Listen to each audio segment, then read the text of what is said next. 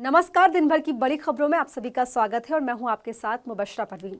तो बुलेटिन में आज बात होगी परिसीमन के मुद्दे पर हुई सर्वदलीय बैठक की, बिहार में चुनाव से पहले तेज होते सियासी बवाल की, देखेंगे औरंगजेब विवाद के बीच मुसलमानों को लेकर अजित पवार के बयान को, कश्मीर मुद्दे पर अमित शाह से कांग्रेस के तीखे सवालों को, और बुलेटिन के आखिर में जानेंगे जज के कैशकांड में आए नए मोड़ के बारे में।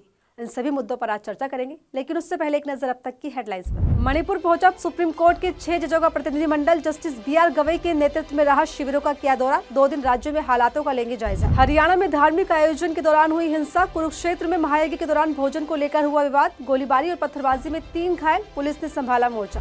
दिल्ली में महिला योजना लागू नहीं किए जाने को लेकर आप नेता और पूर्व CM आतिशी ने किया प्रदर्शन। आप नेता और समर्थकों ने कहा बैंक ऑफ जुमला। परिसीमन मुद्दे पर विवाद के बीच RSS का बड़ा बयान, सरकार को दिया सुझाव, कहा परिसीमन में कम नहीं होनी चाहिए दक्षिण की सीटें।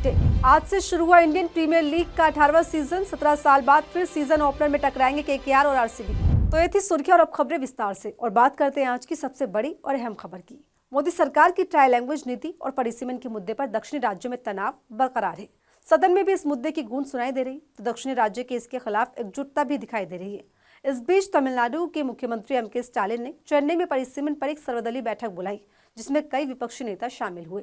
तो क्या कुछ हुआ बैठक में, आइए जानते हैं इस रिपोर्ट में। दक्षिणी राज्यों में परिसीमन के मुद्दे पर केंद्र और राज्य सरकारों में जारी तनातनी के बीच शनिवार 22 मार्च को चेन्नई में पहली सर्वदलीय बैठक हुई।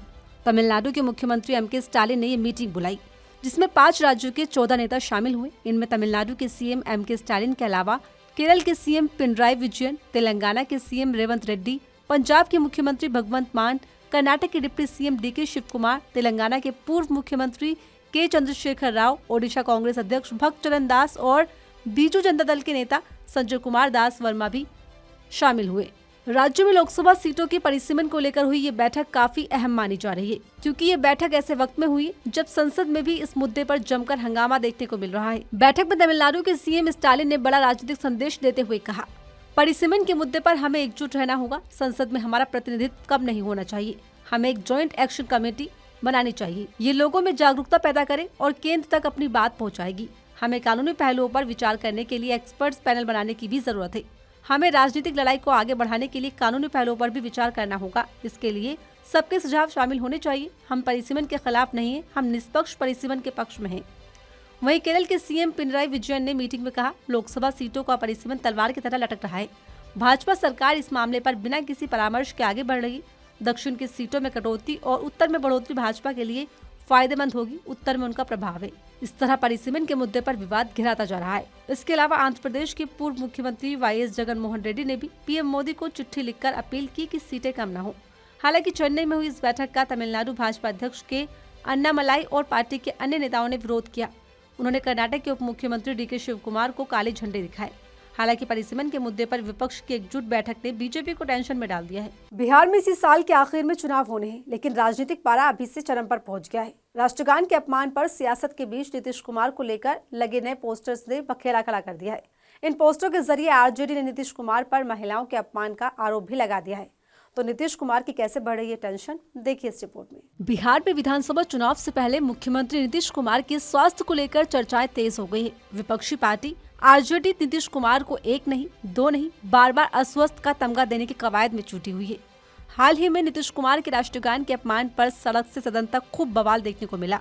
तो वहीं दूसरी तरफ चुनाव के मद्देनजर भयंकर रूप से पोस्टर वॉर की भी राज्य में शुरुआत हो गई है, जिसने राज्य की राजनीति में जबरदस्त हलचल पैदा कर दी है। विपक्ष की तरफ से नीतीश कुमार के इस्तीफे की मांग के बीच अब पूर्व CM राबड़ी देवी के आवास के बाहर लगे पोस्टर ने नीतीश कुमार पर नए तरीके से हमला बोला है।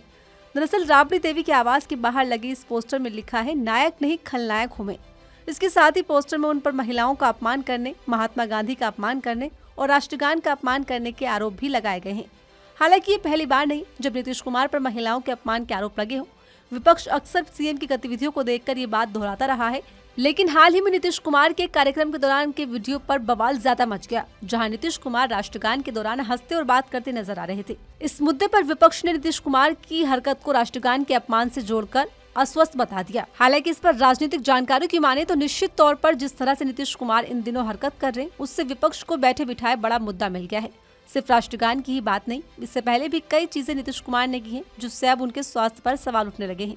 कहा तो ये भी जा रहा है कि निश्चित तौर पर आगामी बिहार विधानसभा चुनाव में नीतीश कुमार का स्वास्थ्य भी एक बड़ा मुद्दा बनेगा, क्योंकि एक मुख्यमंत्री जब तक स्वस्थ नहीं है तो उसको पद पर बने रहने का कोई हक नहीं है। ऐसे में देखना होगा कि ये मुद्दा चुनाव में क्या रूप लेता है। मुगल बादशाह औरंगजेब की कब्र को लेकर छिड़े विवाद के बीच महाराष्ट्र के उप मुख्यमंत्री अजित पवार के बयान ने सियासी हलचल बढ़ा दी है। हिंदू मुस्लिम की राजनीतिक विचारधारा से लैस बीजेपी के खिलाफ अजित पवार ने चेतावनी भरे लहजे में कहा कि जो लोग मुस्लिम भाइयों और बहनों पर आग दिखाते हैं उन्हें बख्शा नहीं जाएगा। तो क्या है अजित पवार के बयान के सियासी मायने, देखिए इस रिपोर्ट में। महाराष्ट्र की राजनीति में इस वक्त औरंगजेब के मुद्दे पर सियासी बवाल देखने को मिल रहा है, लेकिन इस बीच डिप्टी सीएम अजित पवार के बयान ने राज्य की सियासत में नई हलचल पैदा कर दी है। दरअसल डिप्टी सीएम ने शुक्रवार 21 मार्च को खुद की तरफ से एक इफ्तार पार्टी आयोजित की, जिसमें उन्होंने बड़ा बयान देते हुए कहा, भारत विविधता में एकता का प्रतीक है। छत्रपति शिवाजी महाराज, डॉक्टर बाबा साहेब अम्बेडकर, महात्मा ज्योतिबा फुले, राजर्षि शाहू महाराज ने सभी धर्मों और जातियों के साथ लेकर समाज की उन्नति का मार्ग हम सबको दिखाया है। हमें इसी विरासत को आगे बढ़ाना है और किसी भी तरह की समाज विभाजन की ताकतों के बहकावे में न आना है। हाल में हो रहे हमने होली मनाई, जल्दी गुड़ी पाड़वा आने वाला है, फिर ईद आएगी। यह त्योहार हमें साथ मिलकर मनाना है, क्योंकि हमारी एकता ही हमारी असली ताकत है। मुझे एक भरोसा देना है, आपका भाई अजित पवार आपके साथ है। हमारी मुस्लिम भाई बहनों को जो भी आंखें दिखाएगा, दो गुटों में झगड़ा लगाकर अमन शांति को भंग करेगा और कानून को अपने साथ में लेने की बात करेगा, तो वो कोई भी हो उसे किसी भी कीमत पर बख्शा नहीं जाएगा, माफ नहीं किया जाएगा। इतना ही मैं आप सभी को बताना चाहता हूँ। हाल के दिनों में देश भर में धार्मिक तनाव की घटनाएं तेजी से बढ़ी हैं। ऐसे में अजित पवार ने मुस्लिम समाज को सुरक्षा का भरोसा दिलाया, लेकिन अजित पवार के इस बयान के कई सियासी मायने निकाले जा रहे हैं। सबसे पहला ये कि इस बयान को बीजेपी नेता नीतीश राणे के बयान के खिलाफ सीधे जवाब के तौर पर देखा जा रहा है, जिससे राजनीतिक हलकों में चर्चाओं का माहौल गर्म हो गया है। याद दिला दें, बीजेपी नेता नीतीश राणे ने हाल ही में ये दावा किया था कि छत्रपति शिवाजी महाराज की सेना में कोई मुसलमान नहीं था। जब अजित पवार से राणे की इस टिप्पणी पर सवाल किया गया तो उन्होंने कहा कि नेताओं को अपने सार्वजनिक बयानों के प्रति सतर्क रहना चाहिए, ताकि सांप्रदायिक तनाव उत्पन्न न हो, क्योंकि औरंगजेब को लेकर नागपुर में हिंसा के बाद बीजेपी पर कई सवाल उठ रहे हैं। ऐसे में इस मुद्दे पर घिरी बीजेपी अब खुद को औरंगजेब से बाहर निकालना चाहती है, जो कि विपक्ष भी लगातार दावे कर रहा है। राजनीतिक जानकारों का मानना है कि बीजेपी के लिए विशेष रूप से महत्वपूर्ण है, क्योंकि महाराष्ट्र में कई जगहों पर सांप्रदायिक हिंसा की घटनाएं बढ़ रही हैं। औरंगजेब की कब्र को लेकर उठे विवाद के बाद नागपुर में स्थिति बेहद गंभीर हो गई थी। वहां अभी तक हालात तनावपूर्ण बने हुए हैं। इसके बाद यहां गौर करने वाली बात ये भी है कि अजित पवार ने ये बयान ऐसे वक्त में दिया है जब मुंबई महानगर पालिका चुनाव की तैयारियों का जोरों शोरों से किया जा रहा है। ऐसे में इसे महाराष्ट्र सरकार की सियासत के तौर पर देखा जा रहा है, जो मुसलमानों के प्रति अपनी धूमिल छवि को सुधारने की कोशिश में लग रही है। केंद्रीय गृह मंत्री अमित शाह ने शुक्रवार को राज्यसभा में स्पीच दी। इस दौरान वो जम्मू कश्मीर में आतंकवाद को लेकर जमकर बोले। इसके बाद अब कांग्रेस ने उनसे सवाल पूछ लिए कि जम्मू कश्मीर को पूर्ण राज्य का दर्जा कब देंगे।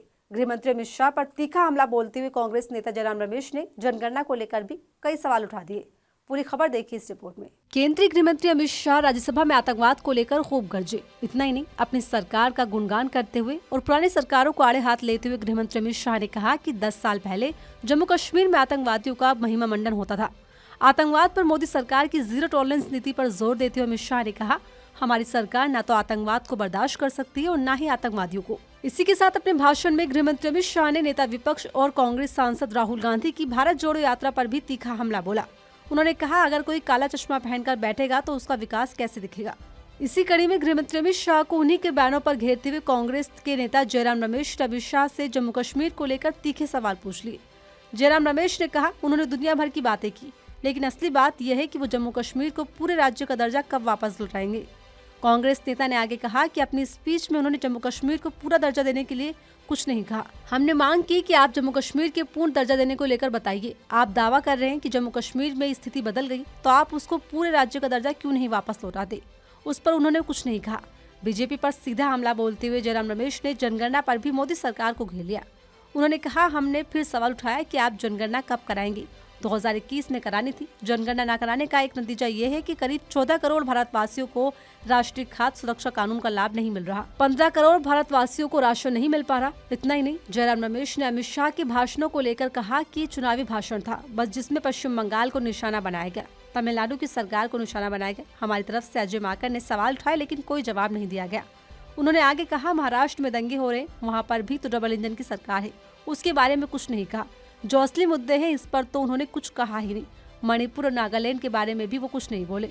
इस तरह अमित शाह को उन्हीं के बयान पर घेरते हुए कांग्रेस ने कई हमले बोले। जस्टिस यशवंत वर्मा के आवासीय बंगले में भारी मात्रा में नकदी बरामद होने की खबर आई, जिस पर कई गंभीर सवाल खड़े हो गए। सुप्रीम कोर्ट के कॉलेजियम ने उन्हें इलाहाबाद हाईकोर्ट में ट्रांसफर कर दिया, लेकिन इस बीच सुप्रीम कोर्ट के आधिकारिक बयान और फायर ब्रिगेड विभाग की चुप्पी ने मामले में नया मोड़ ला दिया है। पूरी खबर देखिए इस रिपोर्ट में। दिल्ली हाईकोर्ट के जज जस्टिस यशवंत वर्मा के बंगले से कैश बरामद होने की खबर ने न्यायपालिका को गंभीर सवालों के घेरे में ला दिया। मामले को लेकर कई तरह की चर्चाओं का बाजार गर्म है, लेकिन मामले पर नया विवाद उस वक्त खड़ा हो गया जब अग्निशमन सेवा की रिपोर्ट में न केवल इतना कहा गया कि आग स्टेशनरी और घरेलू सामान में लगी थी, बल्कि अग्निशमन सेवा के प्रमुख अतुल गर्ग ने बयान में कहा कि उनके कर्मियों ने कुछ ही मिनटों में आग बुझा दी। जज के आवास पर नकदी के बारे में पूछे जाने पर उन्होंने कहा, हमें इस बारे में कोई जानकारी नहीं। यानी मीडिया रिपोर्ट्स में जो दावे किए जा रहे थे कि जज के घर से बेशुमार कैश बरामद हुआ है, उन सभी खबरों पर विराम लगाते हुए अग्निशमन विभाग ने पूरे मामले को ही पलट दिया, जो कि एक बार फिर चर्चा का विषय बन गया है। पहले ही पूरे मामले में जांच की मांग उठ रही, ये मुद्दा सुप्रीम कोर्ट तक पहुंचा। कॉलेजियम द्वारा जस्टिस यशवंत वर्मा को इलाहाबाद हाईकोर्ट में ट्रांसफर पर भी सवाल उठे। तो वहीं राज्यसभा में भी शुक्रवार 21 मार्च को विपक्षी दलों ने इस मुद्दे को उठाया। जब मामले में विवाद बढ़ा तो सुप्रीम कोर्ट ने भी आधिकारिक बयान दिया और कहा, जस्टिस यशवंत वर्मा का ट्रांसफर और इन हाउस जांच पूरी तरह स्वतंत्र और अलग है। मुख्य न्यायाधीश संजीव खन्ना की अध्यक्षता वाली सुप्रीम कोर्ट कॉलेजियम ने कैश मिलने के आरोपों को लेकर प्रारंभिक जाँच शुरू कर दी, जिसके तहत दिल्ली हाईकोर्ट के चीफ जस्टिस से एक प्रारंभिक रिपोर्ट मांगी गई थी। ये रिपोर्ट 21 मार्च को सौंपी गई। इसके बारे में रिपोर्ट की समीक्षा आगे की जानकारी दी जाएगी। फिलहाल जस्टिस यशवंत वर्मा के इस्तीफे की मांग उठ रही। वहीं मामले में जस्टिस यशवंत वर्मा की शुक्रवार 21 मार्च को कोर्ट में पेशी भी थी, लेकिन वो उपस्थित नहीं हुए। इस पर भी विवाद खड़ा हो गया। बताते चले, मीडिया रिपोर्ट्स में दावे किए गए कि आग लगने से हुए नुकसान की जांच के दौरान विभाग को कथित तौर पर बड़ी मात्रा में नकदी मिली। इनकी जानकारी गृह मंत्रालय तक पहुंची और गृह मंत्रालय से जानकारी chief justice of India Sanjeev Khanna को दी गई। लेकिन अब इस पर विभाग और कोर्ट के बयान ने नया विवाद खड़ा कर दिया है। तो फिलहाल इस बुलेटिन में मेरे साथ इतना ही। ऐसे ही तमाम खबरों के लिए बने रहिए मेरे साथ और देखते रहिए आर्टिकल 19 इंडिया।